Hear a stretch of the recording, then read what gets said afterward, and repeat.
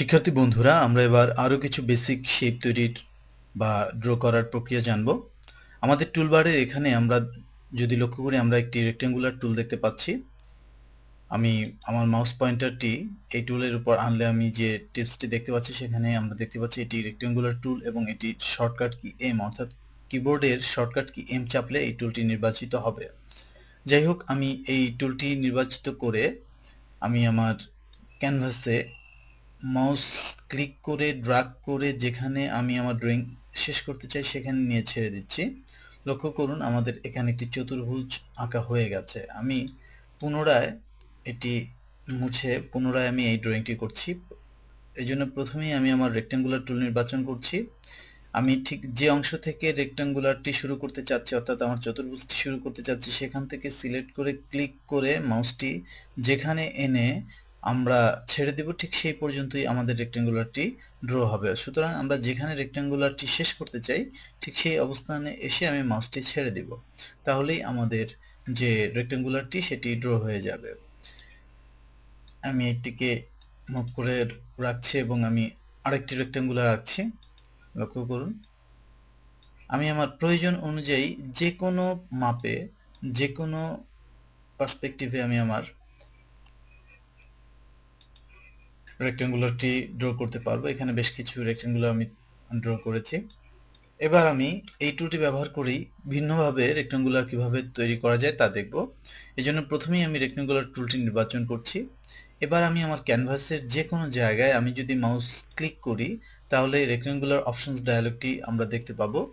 এখানে আমাদের যে রেক্টেঙ্গুলারটি আছে, সেই রেক্টেঙ্গুলারটির ওয়াইডথ এবং হাইট প্রদান করে আমি ওকে বাটনে চাপলেই আমার এখানে আমার ক্যানভাসে একটি রেক্টেঙ্গুলার ড্র হয়ে যাবে।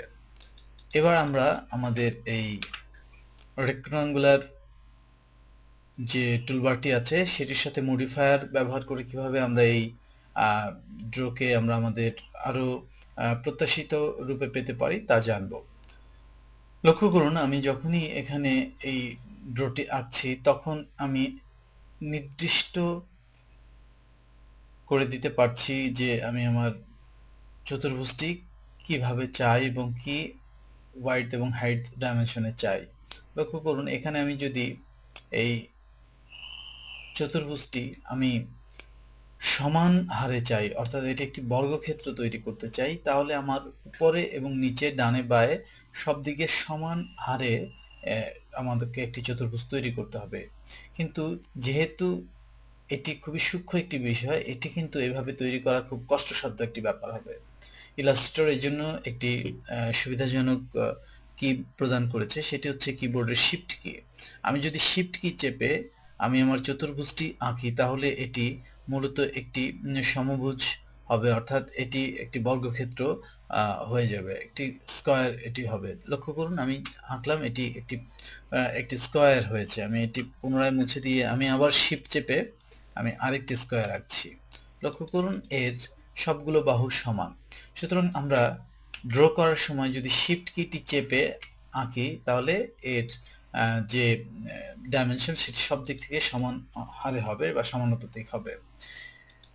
এবার আমি অল্টার ব্যবহার করে দেখব যে এটি আমাদের যে রেগুলার শেপ আছে সেখানে কি মডিফাই করতে পারে।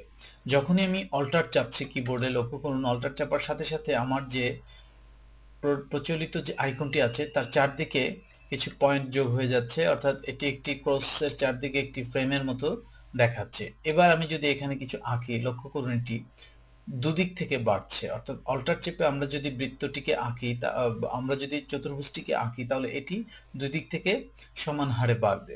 কিন্তু এটি বর্গক্ষেত্র হবে এরকম কিছু না, অর্থাৎ এটি স্কয়ার হবে না। কিন্তু আমি যেহেতু এটি ডানে যতটুকু নিব ঠিক বাম দিকে ততটুকু বাড়বে, নিচে যতটুকু নিব ঠিক উপরে ততটুকু বাড়বে। তো এভাবে করে আমরা অল্টার কি ব্যবহার করে আমাদের এই ড্রয়িংকে আমাদের প্রয়োজন অনুযায়ী প্রত্যাশিত শেপ দিতে পারি। এবার আমরা অল্টার এবং শিফট কি চেপে যদি আমি ড্রয়িংটি করি, তাহলে এটি বর্গক্ষেত্র বা স্কয়ারও হবে এবং এটি দুদিক থেকে বাড়বে। লক্ষ্য করুন, আমি অল্টার এবং শিফট চেপে রেখে এই ড্রটি করছি, সুতরাং এটি আমার এই পয়েন্টটিকে সেন্টার ধরে দুদিক থেকে সমান হারে বেড়েছে। এবার আমি আরেকটি বিষয়ের সাথে আপনাদের পরিচিত করাবো, সেটি হচ্ছে আমরা জানি যে আমি এই রেক্টেঙ্গুলার টুলবারটি নির্বাচিত করে ক্লিক করলে এই অপশনসটি আসবে এবং আমি ওকে দিলে এখানে আমার ওয়াইডথ এবং হাইট প্রদান করে ওকে দিলে আমার সেই অনুযায়ী ড্রটি হবে। এখন আমি যদি চাই আমি সবগুলো রেক্টেঙ্গুলার মুছে দিচ্ছি, আমি আপনাদের বোঝানোর জন্য এই কাজটি করছি। আমাদের যে ক্যানভাসের প্রান্ত আমরা দেখেছি, এখানে একটি প্রান্ত রয়েছে, এখানে একটি ক্যানভাসের প্রান্ত রয়েছে। আমি এবার এই প্রান্তে মাউস পয়েন্টারটি রেখে ক্লিক করছি এবং আমি এর ওয়াইডথ এবং হাইট নির্বাচন করে ওকে দিচ্ছি। লক্ষ্য করুন ঠিক যে প্রান্তে আমি ক্লিক করেছি তাকে স্টার্টিং পয়েন্ট ধরে এটি এই অ্যাঙ্গেলে এটি বিস্তৃত হয়েছে, অর্থাৎ এটি হচ্ছে এর স্টার্টিং পয়েন্ট এবং সেন্টার পয়েন্টটি হচ্ছে এটি। কিন্তু আমি যদি এখানে এই কাজটি ঠিক একইভাবে করতাম, কিন্তু অল্টার চেপে যদি আমি এই কাজটি করতাম তাহলে আমার এই যে পয়েন্টটি অর্থাৎ মাউস পয়েন্টারটি এখন যেখানে আছে এটাকে সেন্টার পয়েন্ট হিসেবে ধরতো। আমি অল্টার চেপে এখানে ক্লিক করছি এবং আমি এর ওয়াইডথ এবং হাইট দিয়ে ওকে দিচ্ছি। লক্ষ্য করুন এবার কিন্তু আমার যে বর্গক্ষেত্রটি সেটি মূলত একে সেন্টার ধরে চারদিকে বিস্তৃত হয়েছে। এখানে একে স্টার্টিং পয়েন্ট ধরে এই দিকে বিস্তৃত হয়েছে, কিন্তু এক্ষেত্রে যেটি হয়েছে সেটা হচ্ছে এখানে একে সেন্টার পয়েন্ট ধরে চারদিকে বিস্তৃত হয়েছে। ফলে এভাবে করে আমরা আমাদের যে ড্রয়িং, বেসিক শেপ ড্রয়িং, তাকে সহজ করে তুলতে পারি এবং আমরা যে ধরনের শেপ চাই ঠিক সেই ধরনের শেপ আমরা খুব সহজেই তৈরি করতে পারি। লক্ষ্য করুন যে ধরনের শেপ আমাদের দরকার হবে আমরা খুব সহজেই সেই ধরনের শেপ তৈরি করতে পারি এবং আমরা যদি মাপে সমান সমান রাখতে চাই সেক্ষেত্রে আমরা মডিফায়ার কিগুলো ব্যবহার করে আমি এই কাজগুলো করতে পারি।